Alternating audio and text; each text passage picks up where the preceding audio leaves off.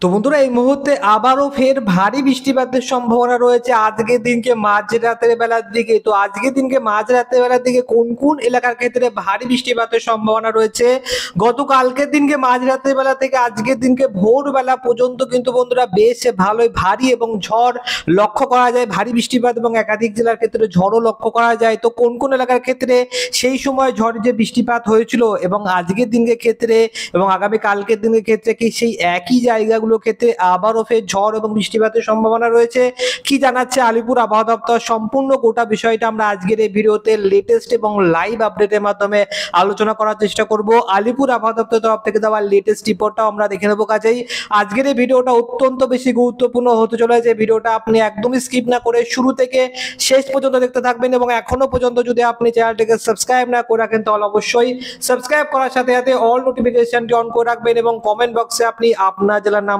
অবশ্যই লিখে জানিয়ে দেবেন। এই মুহূর্তে আমরা সরাসরি দেখে নেব আলিপুর আবহাওয়া দপ্তরের লেটেস্ট রিপোর্ট কি বলছে।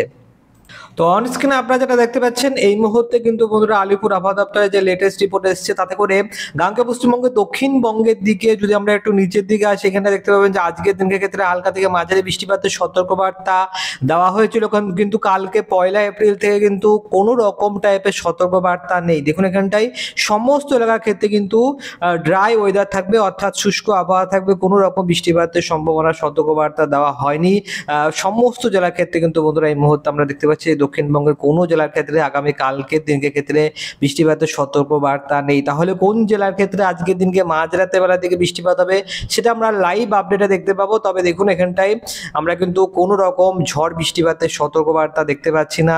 কাল 1 এপ্রিল তারিখের দিনকে কোথাও কোনো রকম টাইপের সতর্কবার্তা নেই।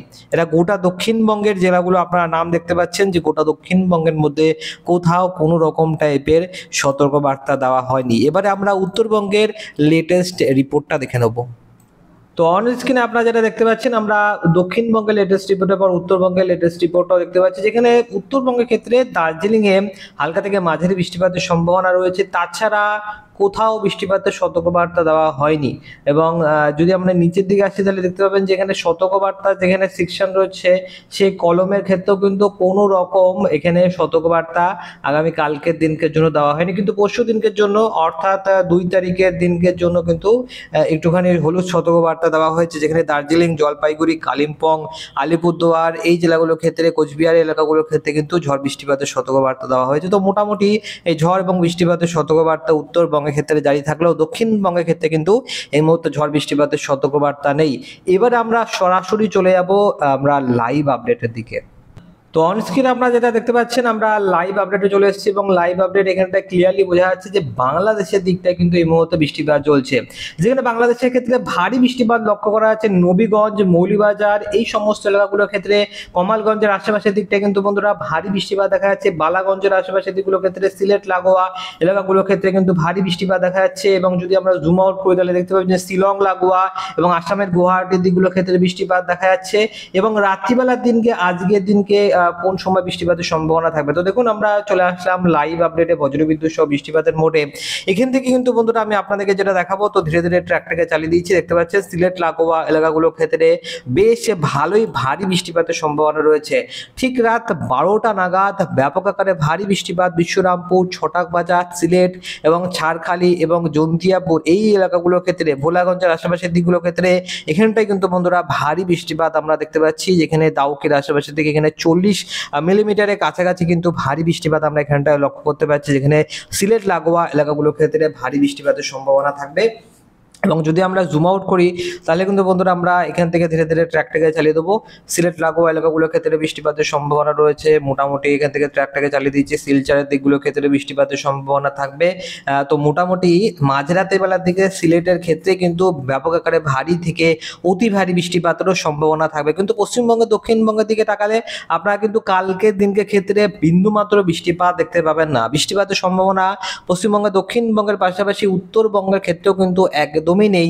তো এই যে বৃষ্টিপাতের সম্ভাবনা থাকলো না, যার ফলে ধীরে ধীরে এবারে তাপমাত্রাটা বাড়তে আরম্ভ করে দেবে। তো তাপমাত্রা কতটা বাড়বে আপনাদের মনে হয়তো প্রশ্নটা জাগবে। তো আমরা এবারে তাপমাত্রা মোডে এসে ট্র্যাকটাকে চালিয়ে দেবো এবং দেখুন এখানটায় সকালবেলা 9টার পর থেকে ট্র্যাকটাকে চালাচ্ছি।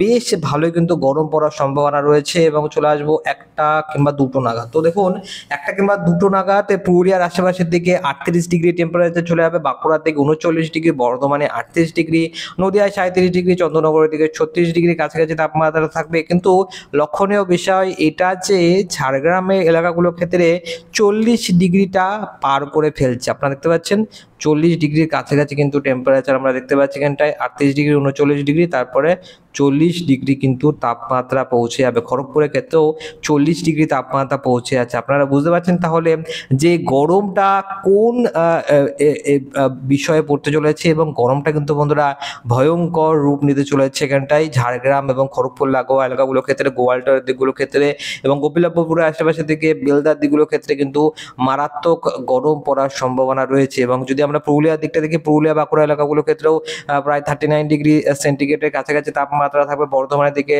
প্রায় 36 ডিগ্রি, 37 ডিগ্রির কাছাকাছি কিন্তু তাপমাত্রা রয়েছে। এবং আমরা আরও কিছুটা ট্র্যাকটাকে চালিয়ে দিলে দেখতে পাবেন যে প্রায় 39 ডিগ্রির কাছাকাছি কিন্তু টেম্পারেচার থাকার সম্ভাবনা রয়েছে। চলে আসবো এবারে আমরা মোটামুটি এখানটায় পরের দিনকে চলে আসবো এবং পরের দিনকে দেখবো যে সর্বোচ্চ তাপমাত্রা কতটা কিরকম কি যায়। তো দেখুন এখানটায় পরের দিনকে ক্ষেত্রে খড়গপুর লাগোয়া এলাকাগুলোর ক্ষেত্রে, বালিচক এই সমস্ত এলাকাগুলোর ক্ষেত্রে, ঝাড়গ্রাম এলাকাগুলোর ক্ষেত্রে প্রায় 39 ডিগ্রির কাছাকাছি কিন্তু তাপমাত্রা থাকার সম্ভাবনা রয়েছে। তো ওভারঅল মোটামুটি কিন্তু এরকমই তাপমাত্রা থাকবে এবং আমরা এখান থেকে ধীরে ধীরে ট্র্যাকটাকে চালিয়ে দিচ্ছি। দেখতে পাচ্ছেন আপনারা পুরোপুরিভাবে ট্র্যাকটাকে চালিয়ে দিলাম এবং স্পষ্টভাবে এখানটা লক্ষ্য করা যাচ্ছে যে ধীরে ধীরে তাপমাত্রা বাড়ছে। তাপমাত্রা কমার কোনো রকম লক্ষণ নেই, কারণ কি এই মুহূর্তে বৃষ্টিপাতের কোনো রকম সম্ভাবনা দক্ষিণবঙ্গের ক্ষেত্রে নেই, যার কারণে এই তাপমাত্রা ধীরে ধীরে বাড়ার সম্ভাবনায় রয়েছে এবং মোটামুটি তাপমাত্রা বাড়তে বাড়তে ধীরে ধীরে 41 ডিগ্রি এবং কোথাও কোথাও কিন্তু 42 ডিগ্রি তাপমাত্রাও লক্ষ্য করা যাবে। দেখুন এখানে কিন্তু ঝাড়গ্রামের দিকটায় অলরেডি 41 ডিগ্রির কাছাকাছি তাপমাত্রা আমরা দেখতে পাচ্ছি। তো দেখুন এখানটায় রায়পুরের দিকটার ক্ষেত্রে কত ডিগ্রি টেম্পারেচার রয়েছে, এখানটায় 42 ডিগ্রি, এখানটায় কিন্তু 42 ডিগ্রি টেম্পারেচারটা উঠে গিয়েছে। তো মারাত্মক গরম পড়ার সম্ভাবনা রয়েছে, ধীরে ধীরে গরমটা বাড়বে, তো কমবে না। তো মোটামুটি আমরা এইটুকুই আপাততভাবে লেটেস্ট আপডেট দিচ্ছি। যদি আমরা ঘূর্ণাবর্তের কথা বলি তো বায়ুর দিক এবং গতি মোটে গেলে আপনারা কিন্তু একটা জিনিস লক্ষ্য করতে পারবেন যে দমকা বাতাসের এফেক্টটা বাড়তে আরম্ভ করে দিয়েছে, যেখানে মোটামুটি কলকাতা লাগোয়া এলাকাগুলোর আশেপাশের দিকে দমকা বাতাসের এফেক্টটা কিন্তু বেশ ভালোই থাকবে। প্রায় কিন্তু 50 কিলোমিটার প্রতি ঘন্টা গতিবেগ থাকবে চন্দ্রনগর এলাকাগুলোর ক্ষেত্রে, খড়দার দিকগুলোর ক্ষেত্রে, কলকাতার ক্ষেত্রে, বারুইপুরের দিকগুলোর ক্ষেত্রে, সুন্দরবনে গোসাবার ক্ষেত্রে মোটামুটি কিন্তু এখানটায় বেশ ভালো গতিবেগ থাকবে। 67 কিলোমিটার প্রতি ঘন্টা গতিবেগের কাছাকাছি কিন্তু গতিবেগ থাকার সম্ভাবনা রয়েছে। এবং আমরা যদি ওভারঅল দেখি তো এখানটায় লোহাগাড়া, খুলনার আশেপাশের দিকে, সাতক্ষীরা, মাদুরাইপুর এলাকাগুলোর ক্ষেত্রে, সাইকুল বা ফরিদপুরের দিকগুলোর ক্ষেত্রে, ঢাকার আশেপাশের দিকে, ময়মনসিংহ আশেপাশের দিকে মোটামুটি কিন্তু এরকম টাইপের ব্যাপক ঝড় হওয়ার সম্ভাবনা রয়েছে। পুরুলিয়ার দিকগুলোর ক্ষেত্রে কিন্তু এখানটায় প্রায় 50 কিলোমিটার প্রতি ঘন্টা গতিবেগ থাকবে। বাঁকুড়ার দিকগুলোর ক্ষেত্রে 43 কিলোমিটার প্রতি ঘন্টা গতিবেগ রয়েছে। তো মোটামুটি ভালোই গতিবেগ থাকার সম্ভাবনা রয়েছে। তো ওভারঅল আপনারা দেখতে পেলেন যে পরিস্থিতি কী রকম হতে পারে আগামী কয়েকটা দিনের মধ্যে, এবং পরিস্থিতি কিন্তু বন্ধুরা এবারে ধীরে ধীরে খারাপ হতে চলে যাচ্ছে, যেখানে গরমটা ভয়ঙ্কর রূপভাবে নিতে চলেছে। তো মোটামুটি আমরা আজকের এই ভিডিওতে এইটুকুই লেটেস্ট আপডেট দিতে পারছি। পরবর্তী ভিডিওতে আমরা আরও বেশি ভেরি অ্যাকুরেটলি লেটেস্ট আপডেট দেওয়ার চেষ্টা করবো। তো অবশ্যই আপনারা পাশে থাকবেন, চ্যানেলটিকে সাবস্ক্রাইব না করে রাখলে সাবস্ক্রাইব করার সাথে সাথে অল নোটিফিকেশনটি অন করে রাখবেন এবং কমেন্ট বক্সে আপনি আপনার জেলার নামটা অবশ্যই লিখতে ভুলবেন না, তাতে করে আমরা আপনার জেলার প্রতি আরও বেশি করে ফোকাস রাখবো। তো আপনাকে অসংখ্য ধন্যবাদ এই ভিডিওটা শুরু থেকে শেষ পর্যন্ত দেখার জন্য।